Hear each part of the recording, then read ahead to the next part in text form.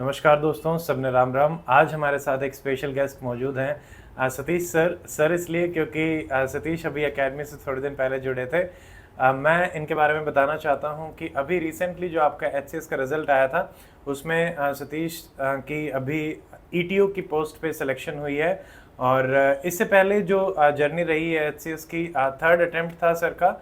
और 3 अटेम्प्ट्स की क्या जर्नी रही, किस तरीके से एचसीएस इन्होंने क्वालिफाई किया, वो भी हम आज इस पॉडकास्ट में डिस्कस करेंगे। उसके अलावा as a person Satish Dadri में शिफ्ट हुए थे दिसंबर में। और उसके बाद जो अभी दिसंबर से लेके अप्रोक्सीमेटली जो फाइनल रिजल्ट आया है तब तक दादरी ही थे, तो काफ़ी पर्सनल लेवल पे मैं उनको जान पाया। और आई कैन से कि एक बहुत ही हम्बल पर्सन, स्माइलिंग पर्सन, बिल्कुल डाउन टू अर्थ।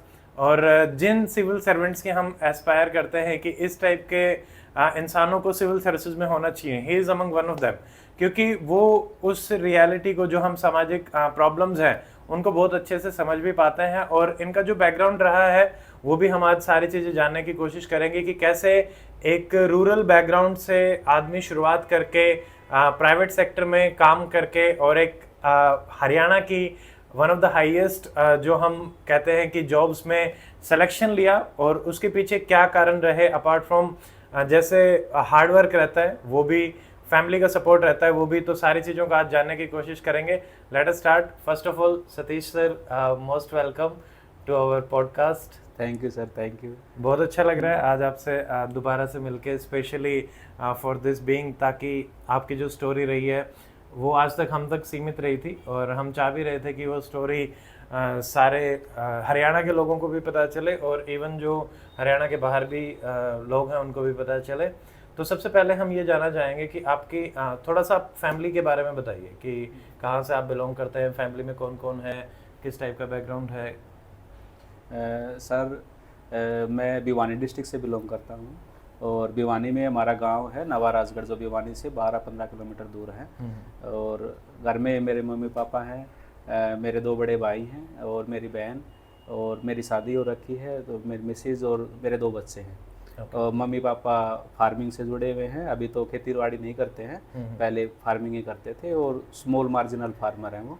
और उसके अलावा जो बड़े भैया हैं वो सीआई सब में हैं, और जो 20 वाले भैया हैं उनकी अपना बिजनेस है गुड़गांव में। और मैंने अपनी ग्रेजुएशन अपना इलेक्ट्रॉनिक्स एंड कम्युनिकेशन इंजीनियरिंग में की थी कुरुक्षेत्र यूनिवर्सिटी से, और प्रारंभिक शिक्षा मेरी गांव में हुई है। और स्टार्टिंग में जैसे पापा खेती बाड़ी करते थे, तो हमें थोड़ा बहुत खेती बाड़ी का काम भी करना पड़ता था, और उसमें हम अपनी पढ़ाई को भी साथ साथ कंटिन्यू करते थे।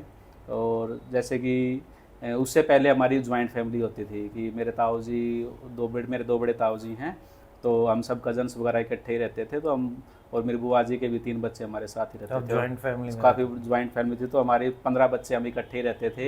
एक ही रूम में हम रात को सोते थे, और एक स्कूल में हम सब पढ़ने जाते थे। हम सभी क्लासेस में एक बंदे रहते थे, एक या 2 कैंडिडेट हमारे हर क्लास में रहता था। पहली क्लास से लेकर 12वीं तक हम रहते थे, और सब अपने अपनी क्लास में टॉपर रहते थे। और सभी की, जैसे कि जो सबसे बड़ी क्लास में अपनी बुक्स दूसरे वाले क्लास वाले बच्चे को ट्रांसफ़र करते थे, और वो ऐसे चलता रहता था। और क्रिकेट में हमारी लगभग, हम खुद लोगों की अपनी खुद की टीम रहती थी लगभग। तो ऐसे करके हमारी ज्वाइंट फैमिली थी, तो हमने काफ़ी सारी ऐसे स्किल्स जो एक दूसरे के साथ रह के चलने वो सीखी हैं। और एक कोऑपरेशन वाली वो, और खेती का काम भी हम सब लोग इकट्ठे ही खेत में जाते थे। तो 12 या 13 बंदे हम ऐसे रहते थे जो खेत में लगातार काम, जैसे गेहूं की कटाई रहती है, सरसों की कटाई रहती है, उस टाइम हम रहते थे। तो काफ़ी फन टाइप की हमारी लाइफ रहती थी, और पढ़ने में भी हम ठीक रहते थे। तो ये सब रहा। उसके बाद फिर ग्रेजुएशन वगैरह की हमने। तो ग्रेजुएशन के बाद फिर हम, जैसे कि मैंने अपना सोचा कि गेट का एग्ज़ाम देते हैं, क्योंकि मेरा जो ग्रेजुएशन हुआ था वो एक नॉर्मल कॉलेज से, Jind institute of engineering and technology से हुआ था। तो मैंने सोचा कि चलो आईआईटी से या किसी अच्छे कॉलेज से एमटेक वगैरह करेंगे तो अच्छी जगह प्लेसमेंट होगी। लेकिन मेरा गेट का स्कोर इतना अच्छा नहीं आ पाया कि मैं आईआईटी में एडमिशन ले सकूँ। तो फिर बाद में मैंने फाइनली क्या किया कि अपना फिर बाद में प्राइवेट सेक्टर में मैंने स्टार्ट किया। और तो आपका जैसे इस पूरी सफ़र के दौरान पहली बार आपने कब सोचा कि मतलब ये सारा चल रहा है तो हरियाणा सिविल सर्विसेज के बारे में, या फिर आपने पहले भी मेरे को बताया था कि यूपीएससी में भी आपने 2 अटेम्प्ट दिए, तो सिविल सर्विसेज का कैसे दिमाग में आया? सर देखो, सिविल सर्विसेज का पहले जैसे कि मेरा गेट में नहीं हुआ था, तो उस वक्त मेरे दिमाग में भी था कि भी चलो ये था कि चलो सिविल उसमें गेट में नहीं हुआ, IIT में नहीं हुआ, तो उससे अच्छा क्या हो सकता है, UPSC वगैरह की तैयारी करें। क्योंकि गेट की तैयारी के दौरान एक टीचर थे हमारे, तो उन्होंने बोला था कि IES बन के भी क्या करोगे, IES ही सबसे बड़ा रहता था। तो दिमाग में एक वो चीज़ थी कहीं ना कहीं कि भी चलो इस चीज़ के बारे में भी सोचेंगे, करेंगे। और उस वक्त मैंने ट्राई भी किया, लेकिन मेरा कुछ हुआ नहीं। और फिर अपना कुछ फाइनेंशियल कंडीशंस वगैरह को ठीक करने के लिए, उस कंपल्सन को देखते हुए मैंने अपना प्राइवेट सेक्टर को ज्वाइन किया, और फिर अपने खुद का भी मैंने स्टार्टअप किया। और कोविड पेंडेमिक के दौरान, जैसे कि 2020 में हम लोग गांव में शिफ्ट हो गए, मैं, मेरी वाइफ, और उस वक्त हमारा बच्चा नहीं हुआ था, और मम्मी पापा। भैया गुड़गांव में थे और बड़े वाले भैया तो CI सब में थे। तो गांव में जब हम शिफ्ट हो गए तो करने को हमारे पास कुछ भी नहीं था, और दिमाग में हमेशा ही रहता था आगे क्या होगा, शादी भी हो रखी है, कल को बच्चे भी होंगे, अनसर्टेनिटीज़। और उस वक्त बस हम ऐसे ही था कि भी उस वक्त रामायण सीरियल चलता था, तो रामायण सीरियल हम देखते रहते थे, और प्राइम मिनिस्टर के जो नेशन के संबोधन जो रहते थे तो वो सब सुनते रहते थे। तो उस वक्त मोदी जी ने भी बोला था कि एक बार भी वोकल फॉर लोकल। तो फिर उस वक्त हमने सोचा कि चलो मैडम मेरी डॉक्टर है, तो सोचा क्यों ना गांव में एक क्लिनिक कर लिया जाए।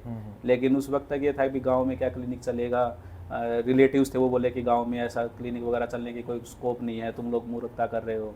मेरी मिसेज क्या है कि वो उनकी ब्रोटन का जो बैकग्राउंड रहा वो सिटी का ही रहा है, सिटी का ही उनका बर्थ है, और सिटी में ही उनकी एजुकेशन वगैरह हुई है, तो गांव में कभी रहे ही नहीं थे वो।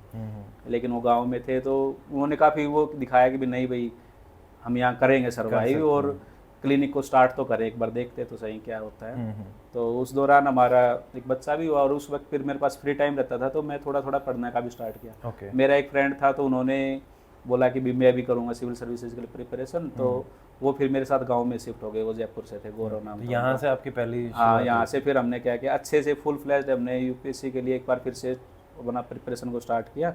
और मेरे ताऊ जी का मकान था, वो खाली रहता था, उधर हमने वो मकान, उसमें हम शिफ्ट हो गए। खाना हम घर पे खाने आ जाते थे हमारे घर पे, और बाकी दिन भर हम उधर ही रहते थे। तो UPSC में तो मेरा नहीं हुआ, लेकिन उसी दौरान 2021 में HCS की वैकेंसी आई थी, तो मैंने वो दिया, और उसमें मेरा प्री क्लियर हो गया। प्री क्लियर होने के बाद जो मेंस पहला अटेम्प्ट था, तो उसमें क्या हुआ था कि नागर जो करप्शन वाला इशू रहा था, उसकी वजह से वो हमारा मेंस पोस्टपोन हो गया, तो फिर वो कैंसिल ही कर दी गई वैकेंसी।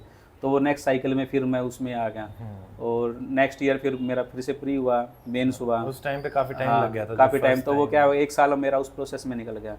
और उस वक्त मेरी गुड़िया भी हो चुकी थी, तब फिर ये रहा था भी यार घर को भी सपोर्ट करना है। लेकिन मेरी मैडम का क्लिनिक चल रहा था, तो उन्होंने मेरे को बोला कि कोई नहीं, हमारा खाने पीने लायक तो हम यहाँ से अर्न कर ही रहे हैं, आप तैयारी के प्रोसेस में हो, और आप इंटरव्यू, मतलब आपका पिछली बार भी हुआ था, इस बार भी आपका हुआ है, तो आप कंटिन्यू रखो इस प्रिपरेशन को, बीच में मत छोड़ो। तो उन्होंने काफ़ी सपोर्ट भी किया, और तो उस वजह से फिर मैंने क्या उसको कंटिन्यू किया। तो सेकंड अटेम्प्ट में मैंने इंटरव्यू दिया, तो था तो वो फर्स्ट अटेम्प्ट, लेकिन वो सेकंड अटेम्प्ट मतलब कैंसिल होने की वजह से। तो उसमें मैंने इंटरव्यू स्टेज तक पहुंचा, तो उसमें मेरा फिर फाइनल सिलेक्शन नहीं हुआ। फाइनल सिलेक्शन नहीं होने के बाद फिर मैंने सोचा कि अब क्या किया जाए, नेक्स्ट नोटिफिकेशन क्या कब तक आएगा क्या नहीं, क्योंकि हरियाणा की वैकेंसीज का ये रहता है कि भाई पता नहीं नेक्स्ट वैकेंसी कब आएगी। हाँ, बट अभी तो मतलब पिछले 4 साल से अगर हम देखें तो काफ़ी रेगुलर। तो उस वक्त फिर क्या, रिजल्ट के 1 वीक के बाद ही नेक्स्ट नोटिफिकेशन आ गया, तो मैंने फिर नेक्स्ट नोटिफिकेशन के लिए फिर से स्टार्ट किया अटैम्प्ट देना। उस वक्त मेरा प्री क्वालिफाई नहीं हुआ, और प्री में भी CSET में मैं फेल हुआ, तो मेरे लिए काफ़ी शॉकिंग था कि भाई ये क्या हुआ। तो फिर उस वक्त फिर मैंने सोचा नहीं यार, अब छोड़ते हैं इस चीज़ को और अपना आगे कुछ और देखते हैं। तो मैंने प्राइवेट सेक्टर में अपना फिर से एक्सप्लोर करना स्टार्ट किया, और मैंने सोचा क्यों ना एग्रीकल्चर सेक्टर को ट्राई किया जाए। तो उस वक्त मैं उसी चीज़ को एक्सप्लोर कर रहा था। तो उसी दौरान फिर जैसे मेरी मैडम प्रेग्नेंट थी सेकंड प्रेगनेंसी के लिए, तो इनको फिर डॉक्टर ने बेड रेस्ट दिया, तो मेरे को फिर वापस से ही घर पे आना पड़ा। तो मैं उस चीज़ को परस्यू नहीं कर पाया, फिर मैं 3 से 4 महीने फिर घर पे ही रहा। तो फिर मैंने सोचा कि यार क्या किया जाए लाइफ में, कोई क्लियरिटी नहीं है। गुड़गांव वगैरह में जाता हूँ तो फिर फैमिली वगैरह कोई अंदर मतलब कोई ऐसा इशू रहता है, तो मेरे को वापस से गाँव में आना होता है। तो क्यों ना क्लिनिक में ही कुछ एक्सप्लोर किया जाए। तो मैं और मेरी वाइफ डिस्कस करते रहते थे ऐसे ही। तो फिर वो बोले कि क्यों ना तुम BDS कर लो, बीटेक के बाद क्यों ना BDS कर लो। तो उस वक्त फिर मैंने क्या कि थोड़ा देखा कि क्या क्वालिफिकेशन, क्योंकि मेरे पास बायो नहीं थी, तो मैंने सोचा चलो ओपन से है ना, नेशनल इंस्टीट्यूट ऑफ ओपन से मैं क्या करता हूँ 12th करता हूँ, उसमें बायो का एडिशनल पेपर देता हूँ। तो मैंने उसके लिए तैयारियाँ वगैरह स्टार्ट कर दी थी, और थोड़ा बहुत मैंने पढ़ना भी स्टार्ट कर दिया था। किसी को बताया नहीं था कि मैं क्या करने वाला हूँ आगे। और थोड़ा मैं क्लिनिक वगैरह में मैडम को हेल्प करना स्टार्ट, क्योंकि उनका बेड रेस्ट था, तो क्लिनिक का जो छोटा मोटा काम था मैं उनको हेल्प कराता था। बट अभी मेरी मैडम से थोड़ी देर पहले बात हो रही थी, आपने ज़्यादा दिन हेल्प करवाई नहीं। हाँ, वो 3-4 महीने का एक ब्रीफ पीरियड था। हाँ। तो उस वक्त फिर क्या हुआ था कि जैसे हमारे सेकंड बच्चा हुआ था, तो वो 17 नवंबर को उनका बर्थ था, तो उसी दिन वो नोटिफिकेशन आई थी HCS की। हाँ, ये तो फिर क्या था कि मैडम बोले कि भी देखो दोबारा से एक बार करना चाहो तो कर लो। और उसमें सबसे बेस्ट पार्ट क्या था कि उन्होंने एडवांस में बता दिया था कि पर ये आपका इस डेट को होना है, मेंस इस डेट को होना था। तो एक शेड्यूल जारी होने के बाद ये था कि 5 या 6 महीने के अंदर आपकी एंटायर जो प्रोसेस है वो कंप्लीट हो जाएगा। तो मैम ने मेरे को बोला कि भी चलो ठीक है, तुम एक अटैम्प्ट और दो। मैंने कहा भी अभी बच्चा छोटा है एकदम से, और कैसे हो पाएगी सारी चीज़ें, एक बच्चा पहले ही या 2 बच्चे हो जाएंगे, और फिर मम्मी पापा और घर पे तुम कैसे मैनेज करोगे, क्लिनिक भी हो जाएगा। लेकिन वो काफ़ी सपोर्टिव रहे, तो उन्होंने बोला नहीं मेरी टेंशन है, तुम टेंशन ना लो, तुम सिर्फ पढ़ाई करो, बाकी का मैं अपने आप मैनेज करूँगा। अभी पॉडकास्ट के बीच में आपको एकदम से एंटायरली डिफरेंट एनवायरनमेंट दिखेगा। इसके पीछे एक रीज़न है, क्योंकि मैम भी साथ में आई हुई थी, सतीश सर की वाइफ। तो सारा पॉडकास्ट हमने एक साथ रिकॉर्ड किया, बट स्पेशली इस सेगमेंट को हम डिफरेंटली रिकॉर्ड कर रहे हैं। इसके पीछे हम चाह रहे थे कि जो जैसे हमने बात करी थी कि मोस्ट ऑफ द टाइम ऐसा रहता है कि वाइफ की जर्नी में हस्बैंड सपोर्ट करता है, इन लॉ सपोर्ट करते हैं। यहाँ पे एंटायरली डिफरेंट रहा कि वाइफ ने सपोर्ट किया अपने हस्बैंड को फाइनेंशियली भी, इमोशनली भी, और सतीश ने जैसे बताया था कि जो टेक्निकल एस्पेक्ट थे एग्ज़ाम के, उनको भी टेलीग्राम ग्रुप्स में जैसे जनरली हम देखते हैं कि स्टूडेंट्स ज्वाइन रहते हैं, और यहाँ पे मैम ने उन ग्रुप्स को ज्वाइन कर रखा था, और वहाँ से जो भी इनपुट्स रहते थे उनको लेके वो सतीश को बताते थे कि भाई अभी प्रिपरेशन में ये चल रहा है, इस तरीके से चल रहा है। और अभी थोड़ी देर पहले हमारी बात हो रही थी तो मैम ने बताया भी था कि पहली बार एकेडमी के बारे में भी मैम ने ही सतीश सर को बताया था। तो ऑन दैट नोट मैं ma'am first of all welcome. और मैं आपसे जानना चाहूँगा कि जैसे जो सारा सतीश सर का प्रिपरेशन की जो पूरी जर्नी रही, उसमें आपने किस तरीके से सारी चीज़ें हेल्प करी, और क्या डिफ़िकल्टीज़ आपने फेस करी समाज के पर्सपेक्टिव से, फैमिली के पर्सपेक्टिव से, कैसे वो मैनेज करना थोड़ा सा हमारे लिए डिफ़िकल्ट हो गया, और कैसे आपने उन चीज़ों को डील करके जो लास्ट में हम एक गोल लेके चलते हैं, वो गोल तो अभी अचीव हो गया है ना, और वो जो जर्नी रही उससे आप हम सबको बताइए कि कैसे क्या रहा। सर जैसे ये शुरुआत में घर पे ही प्रिपरेशन करते थे, तैयारी कर रहे थे, तो उस टाइम पे घर पे इनको टाइम नहीं मिलता था ज़्यादा। कभी तो घर का काम निकल आता था, कभी खेत का काम निकल आता था, तो टाइम मिलता ही नहीं था। तो हमने इनको बोला कि आप यहाँ से जाओ और कहीं बाहर जाके ही तैयारी करो।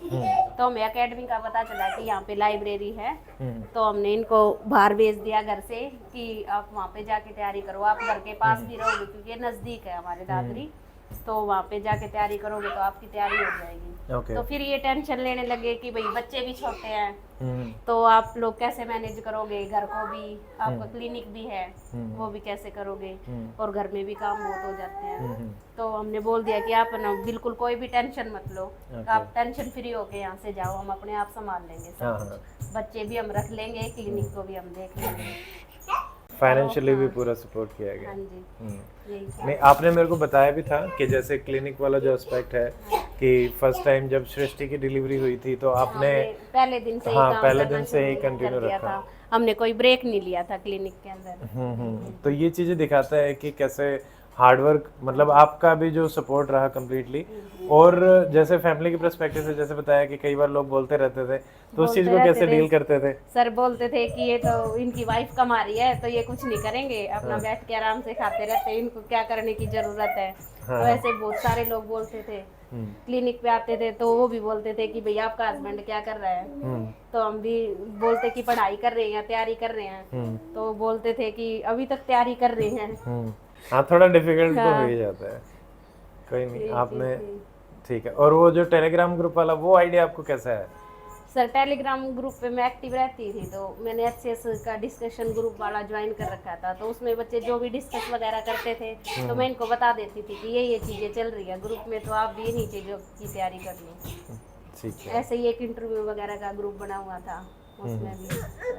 ठीक है। मैम लास्ट में चलते चलते आप जैसे फैमिली की तरफ से बाकी लोग भी प्रिपरेशन कर रहे हैं और फैमिली का क्या रोल रहता है, तो आप किस तरीके क्या मैसेज देना चाहेंगे जो इसी सेम जर्नी में हैं, हस्बैंड भी हो सकते हैं, वाइफ भी हो सकते हैं, उनके लिए एक सर मैं यही कहना चाहूँगी कि हमें समाज की ज़्यादा चिंता ना करते हुए अपने पार्टनर पे 100% भरोसा करना चाहिए, और जब हम उन पे 100% भरोसा करते हैं तो वो भी फिर अपना 100% ही हमें देते हैं और हमें फिर उससे रिजल्ट मिलते ही हैं। इसी मैसेज के साथ कि आप अपने पार्टनर को, अपनी फैमिली को 100% सपोर्ट करें, एंड अगेन मतलब जर्नी है, जितना सपोर्ट करेंगे तो उतना ही आउटकम भी अच्छे तरीके से आता है।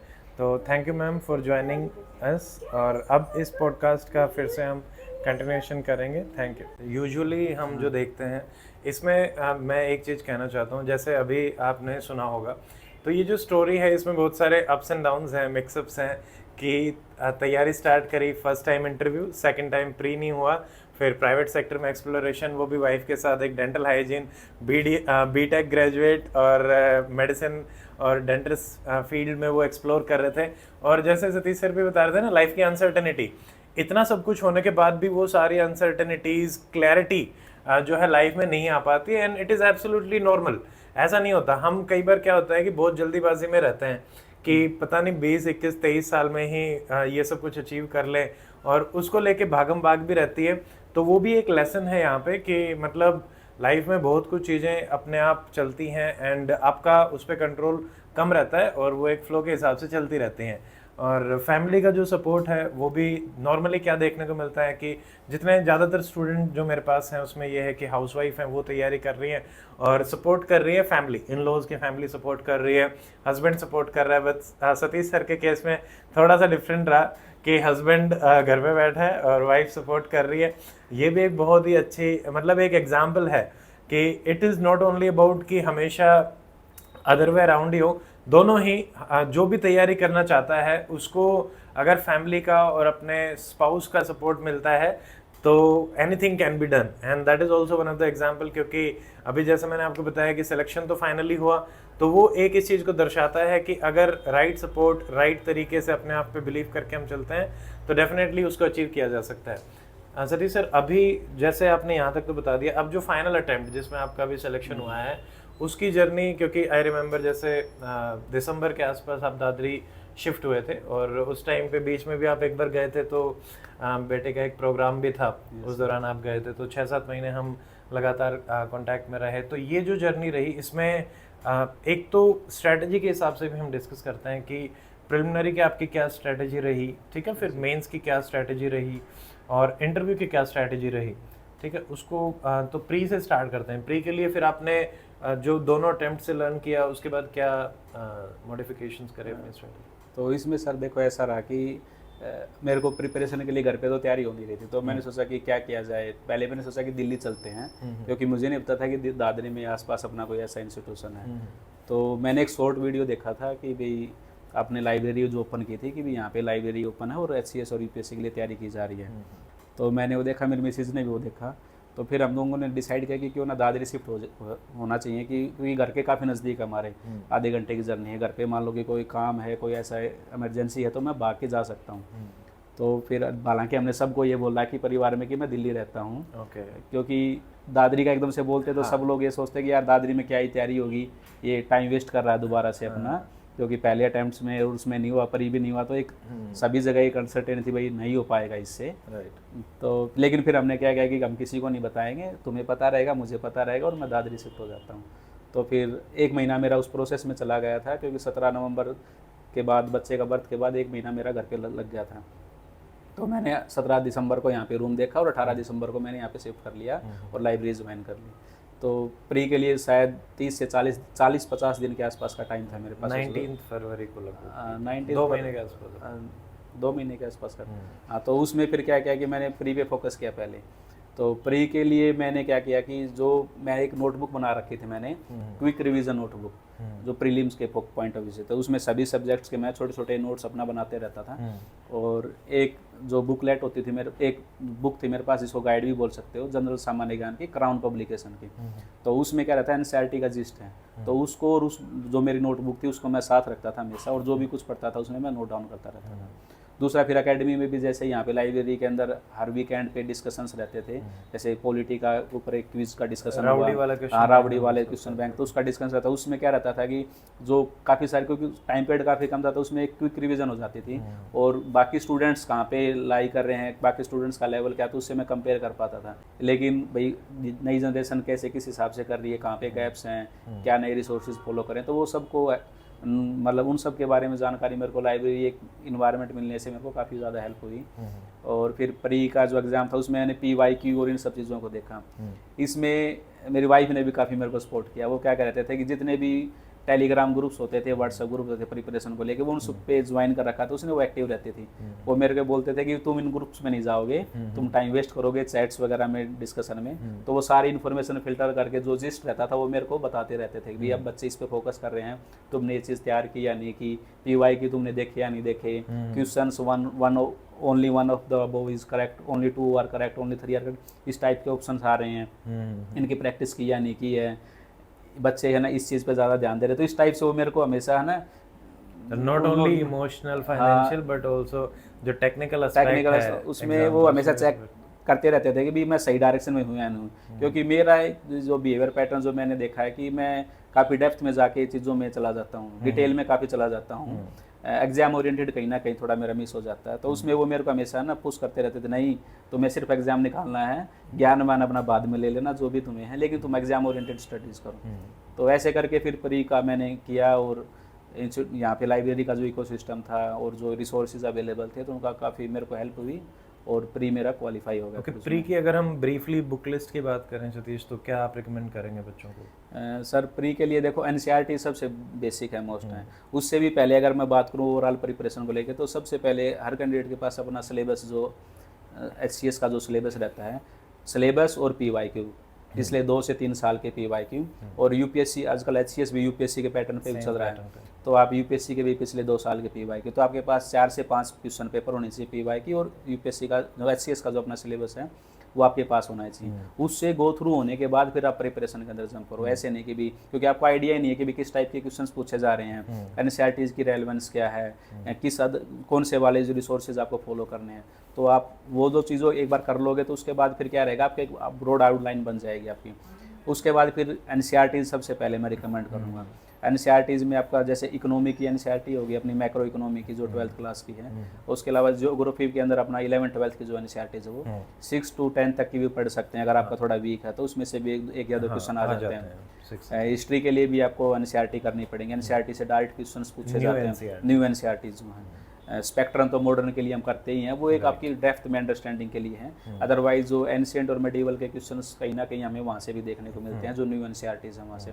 मॉडर्न के भी कई बार क्वेश्चंस आ जाते हैं, कुछ टर्मिनोलॉजीज पूछ लेते हैं, प्लेसेस के नाम हो गया कुछ ऐसे। और उसके बाद अगर पॉलिटी की बात करें तो पॉलिटी के लिए लक्ष्मीकांत ही सभी फॉलो करते हैं।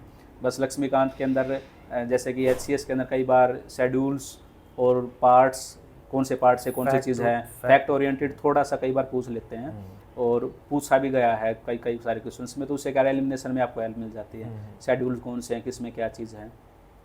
उसके अलावा साइंस के अंदर NCERTs 11th-12th के NCERTs में कुछ स्पेसिफिक चैप्टर्स हैं बायो से जुड़े हुए। वो अब जैसे अब की बार भी HCS के अंदर वहीं से क्वेश्चन लाया हुआ था, लाइफ प्रोसेसेस वाले चैप्टर हो गए, और प्लांट से जुड़े हुए जो 1-2 क्वेश्चंस थे, कुछ हार्मोन्स जो उन्होंने दिए हुए थे अब की बार ना, तो प्लांट ग्रोथ हार्मोन्स कौन से हैं, तो वो डायरेक्ट 12th क्लास की 11th क्लास की NCERT से ही थे। ठीक है। करंट अफेयर्स के लिए? करंट अफेयर्स के लिए तो सर देखो, मैं न्यूज़पेपर वगैरह तो मैं फॉलो कर नहीं पाता था, अगर ऑनेस्टी से बताऊँ तो। मैं मैगजीन्स वगैरह सोचता था कि विजन की मैगजीन फॉलो करूँ या किसी और इंस्टीट्यूट की, तो वो भी मेरे से नहीं हो पाई थी। तो लास्टली मैंने क्या किया था, टाइम काफ़ी कम था, तो जैसे इंस्टीट्यूशन के, अपने इंस्टीट्यूशन की डॉक्टर अमित IAS अकेडमी के अपना आखिरी में एक बुकलेट रिलीज़ हुई थी, तो वीडियो सीरीज जो स्टार्ट हुई थी मंथली डाको वाली, तो उसमें मैंने क्या किया था, सभी PDFs को डाउनलोड कर लिया था और उसमें जो हाईलाइटेड जो वर्जन था मैंने वो डाउनलोड किया, क्योंकि पूरी PDF को पढ़ना भी एक चैलेंज था। तो उसमें जो हाईलाइटेड पार्ट था मैंने सिर्फ उनको फटाफट से गो थ्रू होके और मैं अपने छोटे नोट्स बनाता रहता था, जो क्विक रिवीजन नोटबुक में रखता था। उसमें मैंने करंट अफेयर के वो सारे जल्दी एक दिन बैठ के, तो एक दिन में मैं 2 ऐसे 3 महीने में निपटा देता था। तो ऐसे करके मैंने 4-5 दिन के अंदर मेरा करंट अफेयर उसमें से कर लिया था। और फिर मैं इस माइंडसेट के साथ गया था भी कुछ टॉपिक्स ऐसे रहेंगे जो करंट अफेयर के मेरे से नहीं आएंगे, वो मैं चलो कोई नहीं लेके चल, क्योंकि उतना टाइम मैंने किसी दूसरे सब्जेक्ट को भी दिया है। तो करंट अफेयर का मैंने यहीं से जो आपकी जो PDF रहती थी उसमें जो हाईलाइटेड वर्जन था उसको मैंने फॉलो किया। हरियाणा जीके के लिए सर प्रदीप सर हरियाणवी का जो अपना मैराथन वाली क्लास थी एक, तो मैंने उसको फॉलो किया था। और उसमें फिर प्रदीप सर का ये एक वीडियो आया था करंट अफेयर 1 साल के, बजट और जो करंट अफेयर है उसके अलावा, बजट और इकोनॉमिक सर्वे के अलावा करंट अफेयर थे। तो वो एक वीडियो था, शायद 2 घंटे के आसपास का वीडियो रहा, 1 से 1.5-2 घंटे के बीच में। तो उसकी PDF और वो वीडियो देख के फटाफट से तो मैंने बस उतना ही किया था। मेरे पास एक बुकलेट भी थी, हरियाणा दिग्दर्शन के नाम से बुक थी, लेकिन मैं उसको पढ़ नहीं पाया था इतना ज़्यादा। मैंने फिर वो मैराथन क्लास और उसको ही किया था करंट अफेयर को, तो उसी से वो हो गया था। उसमें स्कीम वगैरह भी सारी चीज़ें आई गई थी। ठीक है, तो प्री का लगभग हमारा यही सोर्स। तो प्री में सर फिर ऐसा क्या था कि मैंने जैसे कि NCERTs के नोट्स वगैरह के जो बनाते हैं, जिस्ट वगैरह का, जो वो मैं बना नहीं पाता, तो काफ़ी टाइम चला जाता था उसके अंदर। तो उसके लिए फिर जो क्राउन पब्लिकेशन की जो सामान्य ज्ञान की जो बुक रहती थी जनरल, तो उसमें NCERT का जिस्ट ही है, तो मैं उसको उसके साथ इनकॉर्पोरेट करता रहता था।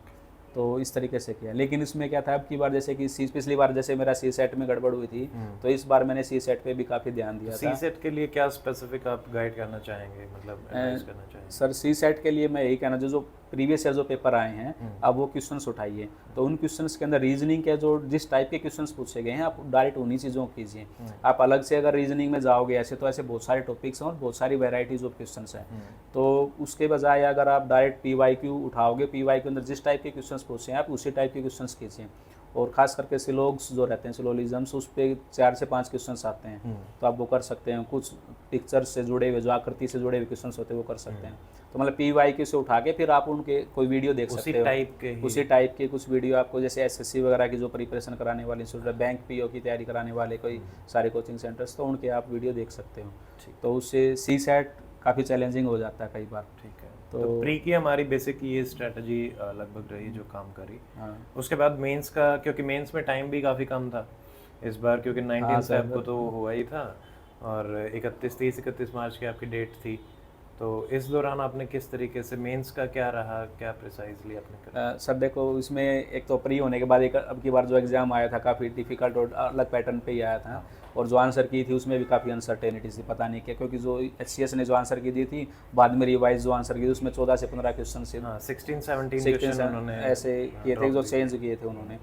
तो एक अनसर्टेनिटी थी, पता नहीं प्री होगा या नहीं होगा, क्योंकि अगर इसमें से 10-12 क्वेश्चन इसी इधर से उधर जाएंगे तो आपकी चाहे 45-50 नंबर बन रहे हो तो आप नीचे भी आ सकते हो और ऊपर भी जा सकते हो। तो टाइम पीरियड काफ़ी कम था। और मेंस के लिए सिलेबस भी ठीक ठाक है। HCS का जो सिलेबस है वैसे दिखने में लगता है छोटा है, लेकिन अगर उसको आप डिटेल में जाओगे तो वो UPSC के आसपास ही पहुंच जाता है। वो इथिक्स का पेपर अगर छोड़ दे तो फिर मेरे को हमेशा ही रहता था कि इतना सिलेबस करेंगे कैसे। तो उस वक्त फिर जो अपना 5 क्वेश्चंस डेली आपके यहाँ पे स्टार्ट हुए थे, मैड सीरीज हो रहती थी, तो मैंने सोचा, हम लोग डिस्कस करते रहते यार क्या करें, तो हम तो मैड होने वाले, तो हमने सोचा चलो मैड में ही स्टार्ट कर लेते हैं। तो हमने मैड वाली जो थी वो स्टार्ट की। तो उसमें हम डेली 5 क्वेश्चन लिखते थे। फिर हमने मेक श्योर किया कि भी जो ये 5 क्वेश्चन हैं, ये टॉपिक है, कम से कम ये तो हम अच्छे से तैयार करें, क्योंकि सिलेबस काफ़ी बड़ा है और 1 महीने में हम कितना मेंस का प्रिपेयर कर पाएंगे। ऊपर से ऑप्शनल को अलग से तैयार करना, और हिंदी इंग्लिश भी हरियाणा के अंदर काफ़ी चैलेंजिंग हो जाता है कंपलसरी, क्योंकि पिछली बार 2 साल के अगर मेंस के मार्क्स देखें तो कई बार बच्चे जो ज़्यादातर अच्छे कैंडिडेट जो हैं वो हिंदी और इंग्लिश में फेल होने की वजह से ही फेल हो गए थे, या फिर उनका 45% का जो क्राइटेरिया वो मीट नहीं हो पाता है, क्योंकि हिंदी इंग्लिश में आपके 33 नंबर आ रहे हैं। तो GS में आप एक लेवल के बाद ज़्यादा 85 या उससे ज़्यादा नंबर आने काफ़ी चैलेंजिंग हो जाते हैं। और ऑप्शनल में भी अगर आप ह्यूमैनिटीज़ के बैकग्राउंड से, जैसे मेरा हिंदी साहित्य ऑप्शनल था, तो 100 से ऊपर नंबर लाना हिंदी साहित्य में काफ़ी चैलेंजिंग हो जाता है। साइंस के हो तो आप 130, 140, 150, 170 तक भी आ जाते हैं। तो उस वजह से मेंस के जो GS वाला जो पार्ट था उसके लिए हमने जो मैड सीरीज़ थी आपकी, जो 5 क्वेश्चन डेली आते थे वो स्टार्ट किए, और उसके अलावा कुछ टॉपिक्स जो थे उनके शॉर्ट नोट्स बनाने स्टार्ट किए। तो मैंने बस उतना ही सीमित रखा कि यही वाले टॉपिक्स और यहीं से करेंगे, और एक ब्रॉड आउटलाइन, जैसे MSME सेक्टर है तो MSME सेक्टर अपने आप में ब्रॉड है, तो उसके अंदर भी MSME सेक्टर से जुड़े हुए कुछ उसकी जो जिस्ट है वो अपना नेट से सर्च करेंगे MSME का, तो उससे आपको मोटे मोटे कुछ पॉइंट मिल जाएंगे। तो वो पॉइंट मैंने कुछ अपने नोट करने स्टार्ट कर दिए थे। तो कुछ थोड़े से मेरे नोट्स तैयार हो गए थे, कुछ वो मैड वाले जो नोट्स हो गए थे वो। और उसमें हिस्ट्री वाला जो सेक्शन था, जैसे कि आपके ने लास्ट टाइम एक मतलब बिल्कुल आखिरी के दिनों में कुछ एक बुकलेट लॉन्च की थी, पर्सनैलिटीज, इंपॉर्टेंट पर्सनैलिटी, उसमें शायद कल्चर वाला, उसमें 10 पर्सनैलिटी थी मेरे हिसाब से। तो 10 में से मैंने सोचा था कि मैं ये 10 ही पर्सनैलिटी करूँगा, बाकी जो आएगा मैं इधर उधर का जैसे भी करके मैनेज करूँगा वहाँ पे। तो मैंने उसको लास्ट डे के लिए रखा था कि इसको जैसे एग्ज़ाम से एक दिन पहले ही पढ़ूंगा, कि उससे पहले पढ़ूंगा फिर मैं भूल जाऊंगा। तो मैंने उसको ही पढ़ के गया था, और लकीली एग्जाम के अंदर उसमें से 2 पर्सनैलिटी आई हुई थी एग्जाम में, और उस 10 में से ही वो दोनों पर्सनैलिटी आई। एक तो स्वामी विवेकानंद आए थे और एक सरदार वल्लभ भाई पटेल आए। तो दोनों, एक जो पर्सनैलिटी आई हुई थी स्वामीनाथन वाली, वो हमारे वो हमने मेंस की जो 10 सीरीज जो, हाँ उसमें जो टेस्ट सीरीज थी ना अपनी मैड वाली जो थी, मैड में इकोनॉमी वो एग्रीकल्चर सेक्टर में, उसमें हमने डिस्कस भी किया था, क्योंकि उस वक्त एमएसपी को लेके काफ़ी सारे इश्यूज चल रहे थे, फार्मर प्रोटेस्ट थे, तो उस टॉपिक को हमने कवर किया था यहाँ पे। तो उसमें वो चीज़ हो गई, वो तीनों कवर, तीनों। तो जो मेंस में क्या हुआ कि मैं बताता हूँ, हालांकि वो था तो एक ब्लंडर ही, लेकिन क्या हुआ कि यहाँ पे काफ़ी प्रैक्टिस की हमने, डेली फास्ट क्वेश्चन कहते। तो आखिरी के टाइम पे हमने यूपीएससी के जो अभी जो लेटेस्ट पेपर हुआ था मेंस का, 2 साल के, तो हमने क्या किया था, उनको एक यहाँ पे रियल टाइम में अटैम्प्ट करने की कोशिश की थी कि हम 3 घंटे सुबह 3 घंटे शाम को बैठेंगे और डेली अपना 2 पेपर रखेंगे, अगले दिन फिर से 2 पेपर रहेंगे, ऐसे करके हम 6 से 7 पेपर लिखेंगे। तो मैंने मेक श्योर किया कि मैं ये पेपर तो ज़रूर लिखने ही वाला हूँ, क्योंकि मेरे जो क्वेश्चंस क्लासरूम में हम करते थे 9 मिनट का टाइमर लगा के हम क्वेश्चंस को करते थे, तो उसमें मेरा ना आखिरी में कंक्लूजन रह जाता था। तो मैंने काफ़ी कंफ्यूज था, आखिरी के हफ्ते तक मेरा क्या था, पेपर पूरा नहीं हो रहा था। मैंने सोचा कि ये कंडीशन तो काफ़ी ख़राब है, हिंदी साहित्य उधर से उसका पेपर पूरा नहीं हो पा रहा, इधर से जीएस पेपर पूरा नहीं हो पा रहा, क्या किया जाए क्या किया जाए। तो बस दिमाग में ही चलता था। तो फिर मैंने सोचा कि चलो ये जो है इसके अंदर मैं अपना 100% देने वाला हूँ। जो यूपीएससी के पीवाई की जो हुए हैं अपने जो पेपर हुए हैं जीएस 1, 2, 3, तो वो मैंने अटैम्प्ट किए। तो उसमें मैंने क्या किया, अपनी फुल एफिशिएंसी से काम किया और 19 क्वेश्चंस तक मैं अटैम्प्ट कर पाया। और हिंदी साहित्य का मैंने पहला पेपर दिया सुबह, तो उसमें मेरा 58 मार्क्स का पेपर रह गया। फिर मैंने सोचा यार शाम को फिर से पेपर लिखना, 3 घंटे का ब्रेक है और मैं इसी चिंता में। तो फिर मैंने किया कि भाई कुछ ना कुछ तो मैं गड़बड़ कर रहा हूँ, ब्लंडर कर रहा हूँ कि मैं हिंदी साहित्य में भी 58 नंबर का पेपर मेरा छूट रहा है, जबकि पिछली बार मैंने एचसीएस का दिया था उस वक्त मेरा पेपर पूरा हो रहा था, क्योंकि इस दौरान काफ़ी गैप आ गया था प्रिपरेशन में, मैंने किताबें वगैरह कुछ नहीं छुई थी और ऐसे ही टाइम वेस्ट हो गया था।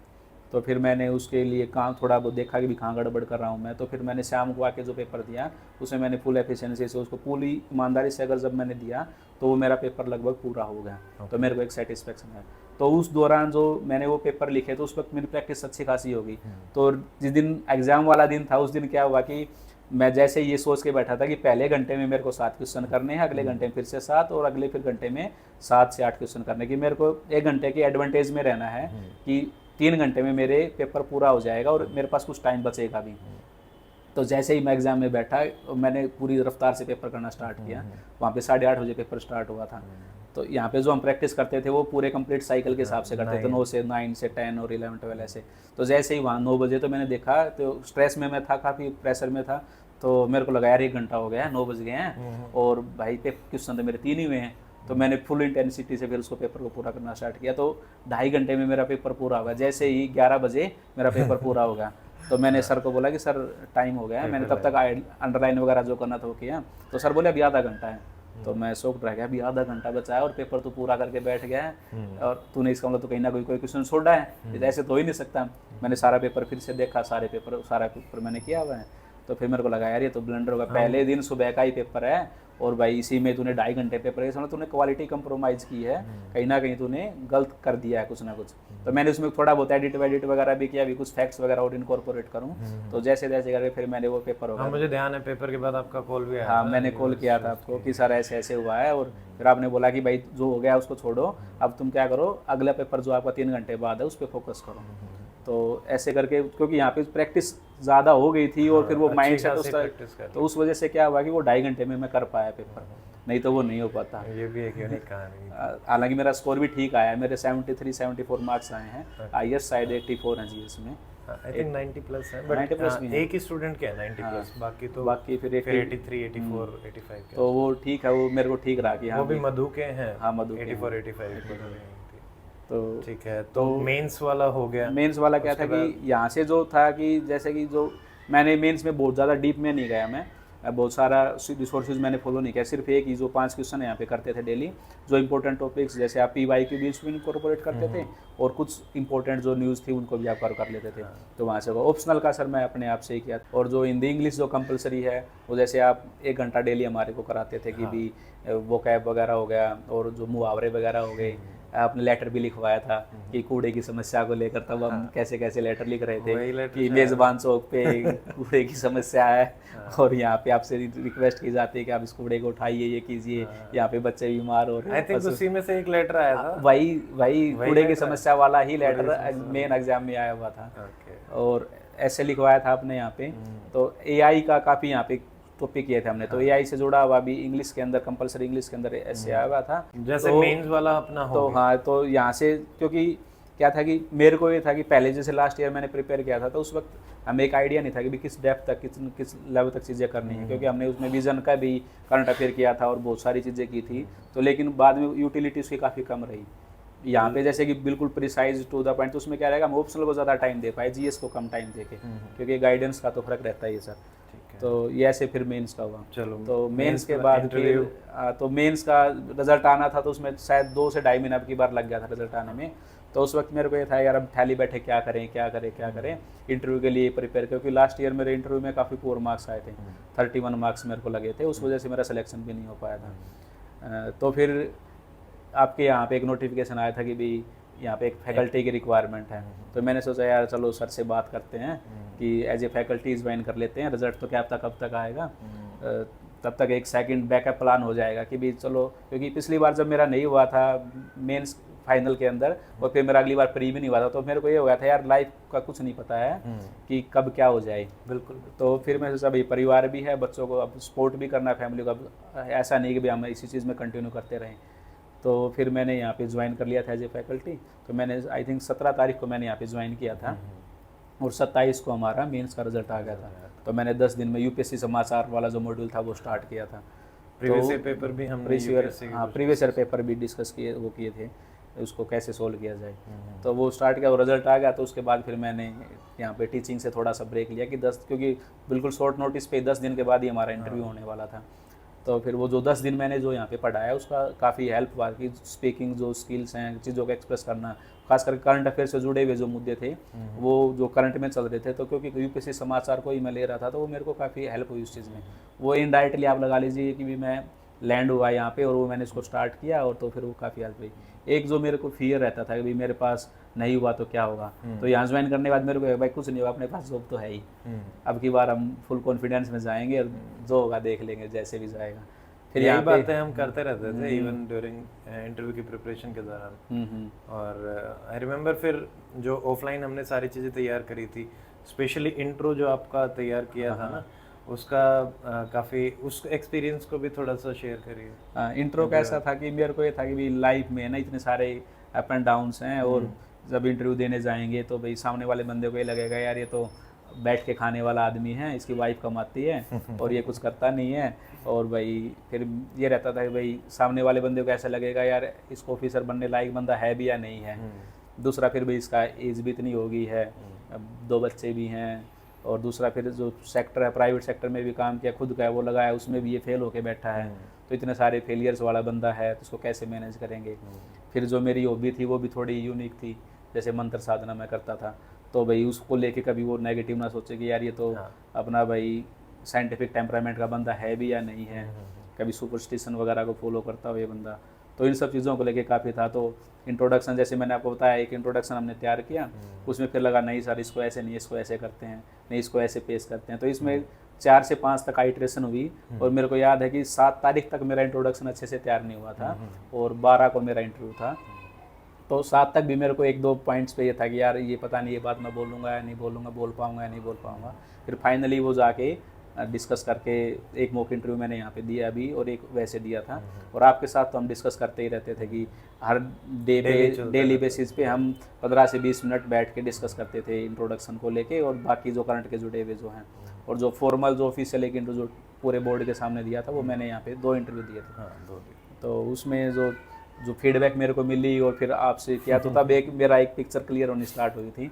और उसमें सबसे बड़ी बात यही निकल के आई थी कि भी आप जो हो जैसे हो आप वैसे ही जाइए, ठीक है। आप अपनी पर्सनैलिटी में अलग से कोई चीज़ें मत जोड़िए कि जो वहाँ दिखाने के लिए कि भी आपको कई बार ये रहता है कि भाई यार ऑफिसर लाइक क्वालिटी हमें है या नहीं है, हमें तो स्पीकिंग स्किल्स जो हमारी हमें इंग्लिश में बात करनी है, हिंदी में हमें बोलना नहीं। क्योंकि मेरा जो इंटरव्यू है मैंने हिंदी में ही दिया है, इंट्रोडक्शन में मेरा हिंदी में ही गया है, कुछ इंग्लिश के वर्ड्स जो टेक्निकल वर्ड्स वो हम यूज़ कर सकते हैं।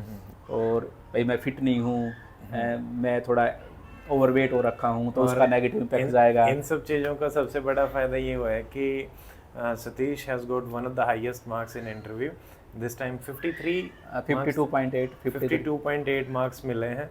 तो ये सारा प्रिपरेशन का ही एक नतीजा रहता है कि आप प्रिसाइजली चलते रहें और मतलब उसी हिसाब से कि भाई जो कमियां हैं उनको उसी हिसाब से काम करके चल के, तो 31 से 53 का सफ़र जो भी मतलब हाईएस्ट तक का सफ़र काफ़ी इंस्पायरिंग भी होता है। हम भी काफ़ी खुश थे जिस दिन हमने मार्क्स देखे थे, काफ़ी अच्छा भी लगा था कि चलो जिस डायरेक्शन में मेहनत करी है उस डायरेक्शन में उसका आउटपुट भी मिला है। तो उसमें जैसे कि इंटरव्यू बोर्ड जब यहाँ पे था, उन्होंने मेरे को सभी मेंबर्स ने अपनी अपनी फीडबैक दी थी सर मेरे को। तो उसमें जो मैम थे, स्वाति मैम थे, उन्होंने बताया था कि आप अपना कॉन्फिडेंस लेवल और जो आई कॉन्टैक्ट इसको ऐसा ही मैनेज रखना आपको। तो आप ना थोड़ा डेप्थ में जाके बातें करते हैं तो आपके लिए काफ़ी पॉजिटिव होने वाला और आपके साथ वो लंबे टाइम तक बात करने वाले हैं। तो आप उस हिसाब से मेंटली प्रिपेयर होकर जाना। तो वो उसके लिए मैं फिर रेडी होके गया था कि मेरे साथ लंबा इंटरव्यू चलेगा मेरा थोड़ा सा, और वो अलग टाइप की मेरे से बातें, मंत्र साधना उस चीज़ को लेके। और तिवारी सर ने मेरे को बोला था कि भी तुम पहले 5 मिनट वहाँ पे जम के रहना। तुम पहले 5 मिनट अगर नहीं लड़खड़ाए और पहले 5 मिनट तुम वहाँ पे अपना गेम सेट कर गए तो तुम्हारा इंटरव्यू अच्छा जाएगा। तो पहले 5 मिनट का उन्होंने बोला था कि आप जब एंट्री करोगे, एंट्री से लेके चेयर पे बैठोगे, उनको ग्रीट करना जो आपको है, और उसके बाद इंट्रोडक्शन आपका आएगा, और उसके बाद वो 1-2 क्वेश्चन पूछेंगे। उस टाइम तक आप मैनेज कर लेना पहले 5 मिनट, उसके बाद फिर आपका इंटरव्यू बहुत अच्छा जाने वाला है। तो उसके लिए मैंने क्या किया कि भी क्या किया जाए कि भी वो 5 मिनट मेरे बेस्ट जाएँ। तो उसमें मैं क्या करता था, जैसे यहाँ पे भी रहता था इंस्टीट्यूशन में कि यहीं पे रह के मैं तैयारी कर रहा था, तो मैं रूम के बाहर जाता, फिर रूम में एंट्री करता और इमेजिन करता कि भी सामने कोई बैठा हुआ है, या फिर जो पीयर जैसे मधु हैं और जो बाकी स्वाद अपना भारती हैं वो रहते थे, तो उनको मैं बार बार इंटरव्यू देता रहता था। हम आपस में एक दूसरे का इंटरव्यू लेते रहते थे। तो उसमें मैं आता, बार बार विश करता, good morning ma'am, good morning sir, good morning sir. तो जब रियल में जब मेरा इंटरव्यू हुआ तो वहाँ पे जैसे 5 मेंबर बैठे थे, तो मैंने सोचा कि मैं मैम को एक बार गुड मॉर्निंग मैम बोलने के बाद सर को सभी को इकट्ठा सर एक वो नहीं दूंगा कि गुड मॉर्निंग सर ऐसे करके। मैंने कहा मैं इंडिविजुअली सभी को विश करने वाला हूँ। तो जैसे ही मेरा रियल में वहाँ पे इंटरव्यू हुआ तो मैंने पहले 2 मैम थे वहाँ पे, तो मैंने चेयरमैन मैम को विश किया कि गुड मॉर्निंग मैम, फिर दूसरे मैम थे जो गुड मॉर्निंग मैम, फिर मैंने सभी सर को सीक्वेंस में गुड मॉर्निंग करना स्टार्ट किया, good morning sir, good morning sir, good morning sir. तो काफ़ी सारा गुड मॉर्निंग हुआ, फिर मेरी तरफ से गुड मॉर्निंग, उनकी तरफ से रिप्लाईज होगा।